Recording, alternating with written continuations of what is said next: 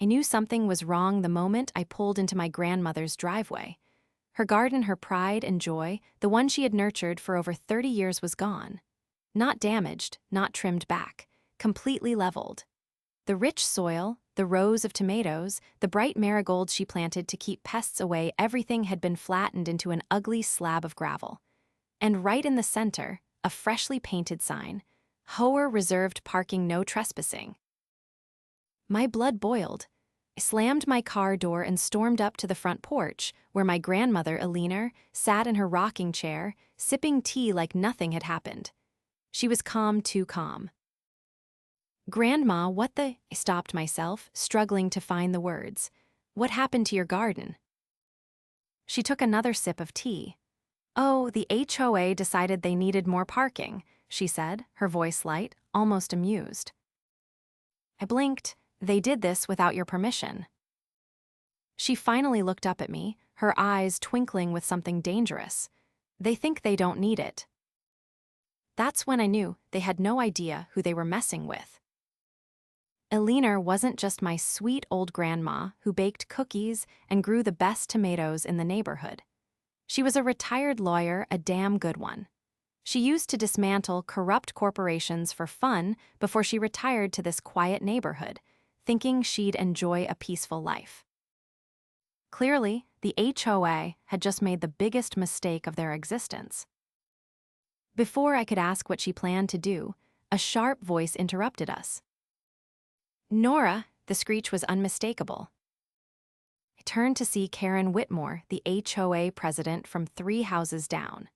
She was that type of middle-aged woman who wore expensive blouses just to make sure everyone knew she had money, even though she spent most of her time making everyone else's life miserable.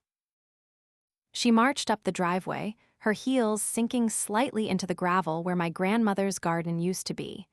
"I hope you're here to talk some sense into Alina. She's being difficult." I stepped closer, standing between her and my grandmother. "Difficult? You bulldozed her property, without permission." Karen folded her arms, her perfectly manicured nails tapping against her elbow. "The HOA had every right. The community needed more parking. Alina's garden was an eyesore anyway. We sent notices." Grandma let out a soft chuckle behind me. "You mean the notices I never received? How convenient." Karen narrowed her eyes. "It's done. You can't undo it, Alina. The board voted. It's final." I could see my grandmother's fingers tightening around her teacup. She was holding back. That was dangerous. I turned back to Karen. "You do realize you just committed trespassing, destruction of private property, and possibly fraud if you falsified those notices, right?" Karen scoffed. "The HOA rules allow us to make improvements as needed." Grandma finally stood up, her small frame somehow radiating power. "Improvements?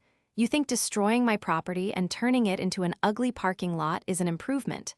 She stepped forward, her voice still calm, but now with an edge sharpened by years in the courtroom. "You should know, Karen, that I spent 40 years making sure people like you lost every battle they picked." Karen's smug expression faltered just slightly. "That's irrelevant." "Oh, I think it's very relevant," my grandmother said, stepping closer. "Because what you did is illegal, and I have every intention of proving it." Karen's face turned red. "You can't fight the HOA. The community needs this." Grandma smiled, sweet but terrifying. "We'll see about that." Karen's confidence wavered, but she wasn't backing down. That was fine. Neither was my grandmother. Without another word, she turned and walked inside. Followed, shutting the door before Karen could shove her way in. My grandmother moved with a purpose, heading straight for the cabinet where she kept her files. She pulled out a thick, leather-bound folder and dropped it onto the kitchen table with a satisfying thud. "You're going after them," I said. It wasn't a question. She didn't even look up as she flipped through the documents. "Of course. They think they can bulldoze my property and get away with it. They don't know who they're dealing with." I sat across from her, watching as she pulled out a stack of papers. They were meticulously organized, labeled with tabs, property deeds, HOA bylaws, state regulations. My grandmother never did anything halfway. "They're going to fight this," I said. "Karen's the type who doesn't like to lose." Grandma finally looked up, a glint of amusement in her eyes. "Neither do I." She handed me a paper. It was the deed to her property, crystal clear. The land belonged to her, not the HOA. She pointed to a section that detailed property boundaries, showing that the area they had bulldozed was entirely within her lot. "They have no legal right to do what they did," she said. I exhaled sharply. "So what's the plan?" She leaned back, tapping a finger against the table. "First, I need proof of what happened. Pictures, video, statements from neighbors who saw them do it. Then, I'm going to hit them with a cease and desist order." I grabbed my phone and stood. "I'll take the pictures now." Stepping outside, I walked around the ruined garden. The destruction was even worse up close. The gravel was piled unevenly, and in some spots, the remains of plants were still visible, crushed beneath tire tracks. I took shots from multiple angles, capturing every detail. A voice called out from the sidewalk, "Terrible, isn't it?" I turned to see an older man, Mr. Dawson, one of my grandmother's longtime neighbors. He shook his head. "I saw them do it," he said. "Came in early this morning with a couple of workers. No warning, just started digging." I felt a surge of anger. "Did you get any pictures?" His face lit up. "You bet I did." He pulled out his phone and scrolled through a set of photos showing the moment the workers arrived, the equipment they used, and even Karen standing nearby, supervising. "This is perfect," I said. "Would you be willing to write a statement?" "Absolutely," he said. "Your grandmother's been good to this neighborhood. She doesn't deserve this." I thanked him and headed back inside. Grandma was already on the phone when I entered. From the way she spoke, I could tell she wasn't calling Karen, she was going straight over her head. When she hung up, she folded her arms. "City zoning office is reviewing the case. The HOA never filed for a permit to alter private property. That's another violation." I grinned, "There and deep." She nodded, and we're just getting started. Over the next few days, we gathered more evidence. Several neighbors were more than happy to provide statements, some even detailing other shady actions the HOA had taken in the past. It seemed Karen had a history of bending rules to get what she wanted. Then, the cease and desist letter was drafted. Grandma made sure it was airtight, citing every legal violation the HOA had committed. When she was satisfied, we printed multiple copies. We didn't mail it. No, that wouldn't have the impact we wanted. Instead, my grandmother planned something far more public. The next HOA meeting was in 3 days, and we were going to make sure everyone was there to see what happened next. The evening of the HOA meeting arrived, and my grandmother was ready. She had spent the past few days meticulously preparing, gathering every document, every statement, and every legal reference she needed to dismantle Karen's scheme in front of the entire neighborhood. As we walked toward the community center, the air buzzed with tension. Word had spread about what the HOA had done, and people were angry. Homeowners who had once been indifferent about HOA politics were suddenly invested. Many of them had seen what happened to my grandmother's garden and realized that if the board could do this to her, they could do it to anyone. Inside, the meeting hall was packed. Folding chairs were filled, and more people stood along the walls. Karen sat at the front, flanked by the rest of the HOA board. She had the same smug expression she always wore when she thought she had won. My grandmother didn't sit. She remained standing near the front, holding a folder thick with documents. Karen called the meeting to order, droning through the usual agenda points, clearly trying to delay what she knew was coming. Finally, when the floor was opened for community concerns, my grandmother stepped forward. She placed her folder on the table between them and looked Karen directly in the eye. Though her voice was calm, it carried through the room with unmistakable authority. I have a few concerns regarding the illegal destruction of my property. A murmur rippled through the crowd. Karen's smile tightened. The HOA acted within its rights, Karen said, her tone clipped. This has already been decided. We needed additional parking for the community. My grandmother gave a slow nod, as if considering the statement. Then she opened her folder and pulled out the first document. This is my property deed, she said. It clearly shows that the land in question belongs solely to me. The HOA has no claim over it. She set the deed down on the table. Some of the board members leaned forward to look.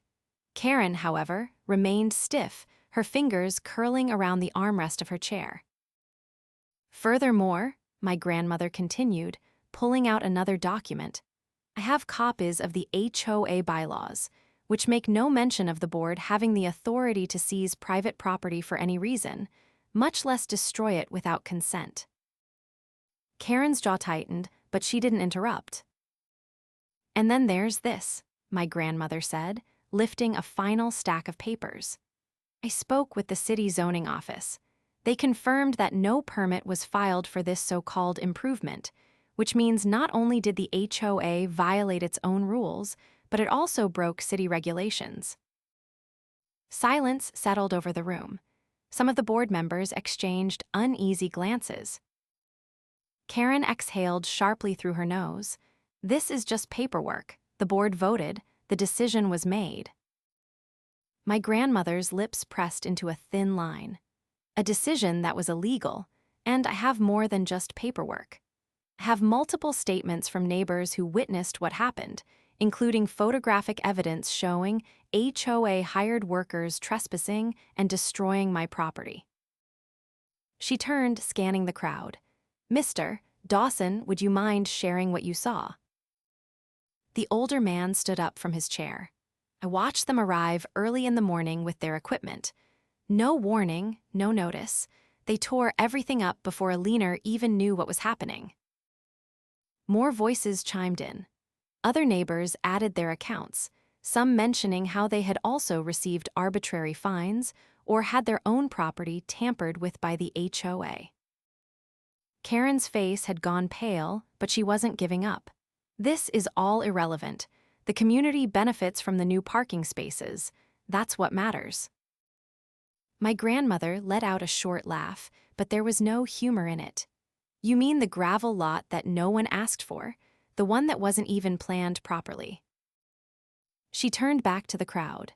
How many people here were actually aware this was happening before it was done? Not a single hand went up. That's what I thought, she said, turning back to Karen. You didn't do this for the community. You did this because you thought you could get away with it. Karen pushed back in her chair, her fingers drumming against the table. This meeting isn't a trial. You don't have the authority to demand anything. My grandmother nodded. Perhaps not, but the city does. She pulled out one final document and placed it on the table. This is a formal complaint I've filed with the zoning office. They are now investigating the HOA for illegal property destruction, trespassing, and failure to obtain proper permits. Karen's breath hitched. And, my grandmother continued, I have also spoken with a lawyer. If the HOA does not immediately restore my property to its original state, I will be filing a lawsuit for damages. Gasps rippled through the room. The board members shifted uncomfortably. One of them, a man in his 60s with thinning hair, cleared his throat. Perhaps we should discuss this further before taking any drastic actions. Oh, I agree, my grandmother said smoothly. But the discussion will be in court if this isn't handled properly. Karen opened her mouth, then closed it. For the first time, she looked uncertain. She glanced at the other board members, realizing she no longer had their full support.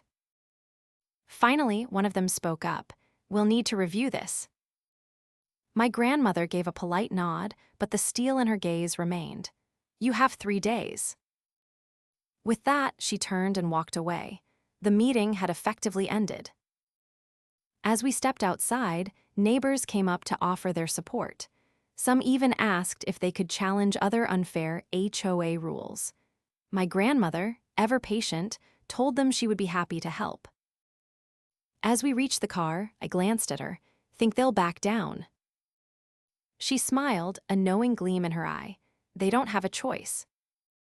The next morning, my grandmother was already up and at the kitchen table, reviewing documents with a quiet intensity. There was no hesitation in her movements, every page flipped with precision, every note jotted down with purpose. Even as she sipped her tea, she remained focused, already anticipating the next move Karen and the HOA would make. I sat across from her, rubbing the sleep from my eyes.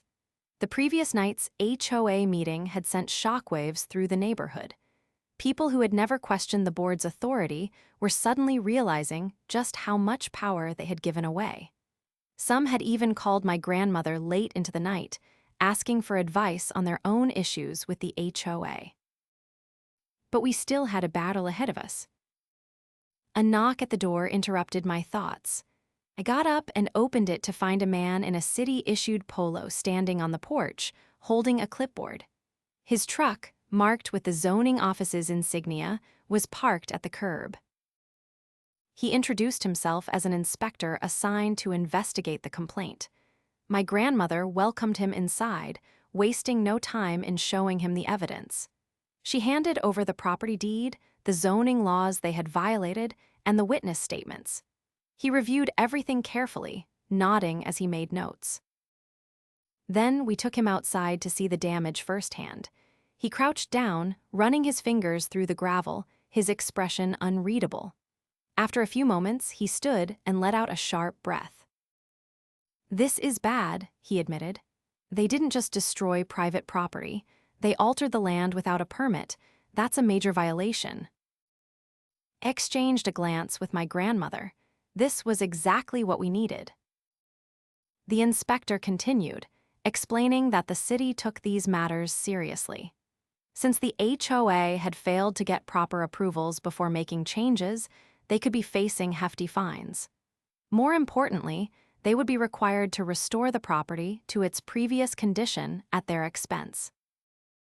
That was what we had been waiting for. As the inspector wrapped up his visit, he assured us that official notices would be sent to the HOA board soon. Once the city got involved, the HOA would no longer have the luxury of ignoring the issue. But my grandmother wasn't done yet. That afternoon, she made a series of calls, one to a local lawyer she had worked with in the past, another to the neighborhood's homeowners who had voiced their frustrations at the meeting. The response was overwhelming. People were tired of Karen's unchecked power, and now that they had an opening, they were ready to push back.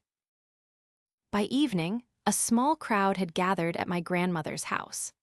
Some brought documents of their own letters from the HOA demanding absurd fines, notices that made no legal sense, even records of past complaints that had been ignored. The more people shared, the clearer the pattern became. Karen had been running the HOA like her personal kingdom, enforcing rules selectively, punishing homeowners she didn't like, and making changes without consulting anyone. One man revealed that his fence had been torn down without warning because Karen had decided it didn't match the aesthetic of the neighborhood. Another woman described how she had been fined repeatedly for unauthorized decorations on her front porch, small potted plants that had been there for years without issue. My grandmother listened carefully to each story, her fingers steepled in thought. When everyone had finished speaking, she leaned forward and laid out the next step. A formal petition would be drafted demanding Karen's removal. Combined with the city's investigation and the lawsuit we were preparing, the HOA board would have no choice but to take action. The room buzzed with determination. People who had once been afraid to challenge, the board were now ready to fight. As the meeting wrapped up, I walked outside with one of the neighbors, a retired construction worker named Bill. He had been one of the most vocal during the meeting, and now, as we stood near the ruined garden, he crossed his arms and shook his head. "Never seen anything like this," he muttered. "They really thought they could just do this and walk away." I nodded. They underestimated the wrong person. Bill chuckled. "No kidding. Your grandmother's got more fight in her than the whole neighborhood combined." I couldn't help but smile. He wasn't wrong. The next morning, the first official notice from the city arrived at the HOA's office. By noon, Karen was at our door. She didn't knock, she pounded. I opened the door to find her standing there, her face flushed with anger. She held the city's notice in one hand, gripping it so tightly the paper was crumpled. She didn't wait for an invitation inside. She stormed past me and into the living room, where my grandmother was calmly sipping her tea. "You think you can do this?" Karen hissed, waving the notice in the air. "You think you can turn the whole neighborhood against me?" My grandmother set her tea down and folded her hands in her lap. "I don't think, Karen. I know." Karen's breath came fast, her frustration barely contained. "This is harassment. You're making this personal." My grandmother tilted her head slightly. "You bulldozed my garden, Karen. If this feels personal, that's because it is." Karen scoffed. "The board will fight this." My grandmother remained unbothered. "Then they'll lose." For the first time, I saw something other than arrogance in Karen's expression.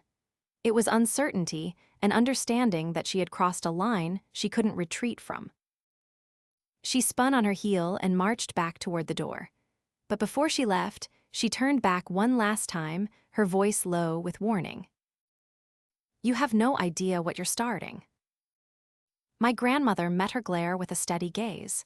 "Neither do you." And with that, Karen stormed out. As the door closed behind her, my grandmother exhaled, then turned to me with a small, satisfied nod. "It's only a matter of time now," she said. She was right. Because Karen had just realized something crucial, she wasn't in control anymore. The day after Karen's furious visit, the neighborhood was buzzing. Word had spread fast about the city's investigation, and people were eagerly watching to see what the HOA would do next. My grandmother remained calm, as if she had already planned out every move before the game even started. I spent the morning helping her organize the growing stack of paperwork. More neighbors had come forward, some bringing copies of absurd fines they had received, others handing over letters they had kept as evidence of the HOA's heavy-handed rule. It was clear that Karen's reign had been built on intimidation and manipulation, and now that foundation was cracking. Just as we finished filing the last of the documents, a knock came at the door. This time, it wasn't Karen. It was one of the HOA board members, a man named Richard Holt. He was in his early 60s, with graying hair and a demeanor that suggested he wasn't thrilled to be here. Grandma invited him inside, but he hesitated before stepping over the threshold. He wasn't here to threaten, he was here to negotiate. He cleared his throat and shifted his weight from one foot to the other. His usual arrogance was missing, replaced by something closer to unease. He admitted that the board had received the city's notice and that they were in a difficult position. The investigation put them at risk of serious fines, and the lawsuit my grandmother was preparing could financially devastate the HOA. He explained that not everyone on the board had supported Karen's decision to destroy the garden. She had pushed it through under the guise of community improvement, and most had gone along with it without questioning the legality. Now, they were regretting that choice. Grandma listened without interruption. When he finished, she leaned back in her chair and studied him for a long moment before responding. She told him that regret was not enough.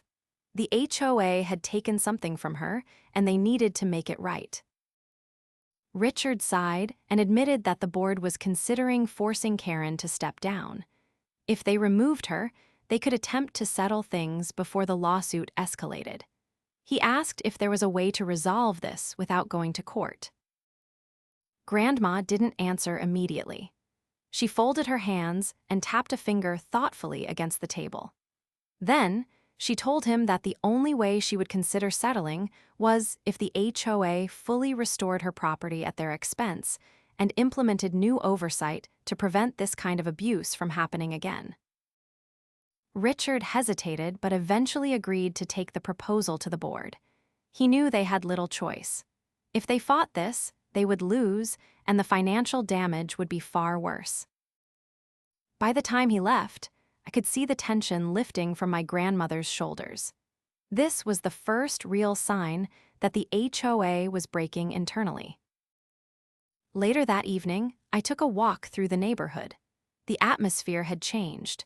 People were no longer avoiding HOA matters, they were discussing them openly. Some were already talking about organizing elections to replace the entire board. As I passed by the now empty lot where my grandmother's garden had once stood, I noticed something unusual. A small pile of gravel had been pushed aside, as if someone had started clearing it. At first, I thought it might have been the wind or a passing animal, but then I saw the footprints. Someone had been here. I immediately returned home and told my grandmother what I had seen. She didn't seem surprised. In fact, she almost looked amused. She suspected that one of the board members had already started taking action on their own, perhaps in an attempt to get ahead of the inevitable fallout. The next morning, our suspicions were confirmed. A crew arrived unannounced and began removing the gravel. My grandmother and I stood on the porch, watching as the workers carefully cleared the area. One of them approached and explained that the HOA had hired them to start restoring the property. It wasn't a full victory yet, but it was a start. As the work continued, Karen was nowhere to be seen. It was obvious that she had lost control of the situation. The board had turned against her, the city was watching their every move, and the neighborhood had rallied behind my grandmother. By the end of the week, the gravel was gone and fresh soil had been brought in. My grandmother wasted no time in replanting. With the help of a few neighbors, she began restoring her garden, carefully placing each plant as if reclaiming her land 1 inch at a time. Just as we finished, Richard returned. This time, he wasn't here to negotiate, he was here to deliver the final decision. The board had voted. Karen was officially removed as HOA president. She had fought it, of course, but she had no allies left. Without her position, she had no power and no way to continue her petty tyranny. Richard handed my grandmother an official letter confirming the board's decision. He also confirmed that the HOA would be reimbursing her for damages and covering the full cost of the restoration. My grandmother accepted the letter with a satisfied nod, then asked him what would happen next. Richard admitted that the board was in disarray. They would need to hold elections to replace several members, but he believed the neighborhood was ready for change. As he left, I looked at my grandmother, expecting her to finally relax, but she wasn't done yet. She had already started drafting a proposal for new HOA regulations. If the neighborhood was going to rebuild, it needed protections against future abuse. That evening, we sat outside, watching the sun set over the newly restored garden. The battle was over, but the real work was just beginning. My grandmother had not only won against the corrupt HOA, but she had also sparked a movement that would reshape the neighborhood for years to come. And as I looked around at the neighbors who had once been afraid to speak up, but were now standing together, I knew that Karen's downfall was just the beginning of something much bigger. With Karen removed from power and the HOA scrambling to repair the damage, the neighborhood was beginning to transform. For the first time in years, people felt like they had a voice. There was a renewed sense of community, a shift from fear and frustration to unity and determination. But my grandmother wasn't satisfied with just restoring her garden. She saw an opportunity to ensure that nothing like this could ever happen again. The HOA needed a complete overhaul, and she was going to make sure it happened. Over the next few weeks, she worked tirelessly with the neighbors who had come forward. Together, they drafted a set of new HOA regulations designed to limit the board's power, increase transparency, and require full community approval for any major changes. The document outlined strict rules to prevent unilateral decisions like Karen's disastrous parking lot from ever happening again. Meanwhile, the HOA board was in turmoil. Without Karen leading them, they struggled to maintain control. The city's investigation had forced them to comply with multiple zoning regulations they had ignored for years, and the financial burden of restoring my grandmother's garden had drained their emergency funds. Several board members resigned under pressure, unwilling to face the consequences of their past actions. In response, a special election was scheduled to fill the vacant positions. My grandmother, of course, had no interest in running, but she made sure to vet every candidate. She encouraged homeowners who truly cared about the community to step forward, and for the first time, the election was competitive. No longer would the board be filled with Karen's hand-picked allies. The day of the election arrived, and the community turnout was overwhelming. People who had never attended an HOA meeting before lined up to cast their votes. The results were decisive. Every remaining Karen loyalist was voted out, replaced by homeowners who had fought against her tyranny. With the new board in place, my grandmother presented the proposed regulations. The new members, eager to distance themselves from the previous administration's corruption, quickly approved them. The rules were officially adopted, ensuring that no HOA president could ever wield unchecked power again. Meanwhile, Karen had all but vanished from public view. After her removal, she had retreated into her house, avoiding contact with the neighbors who now openly despised her.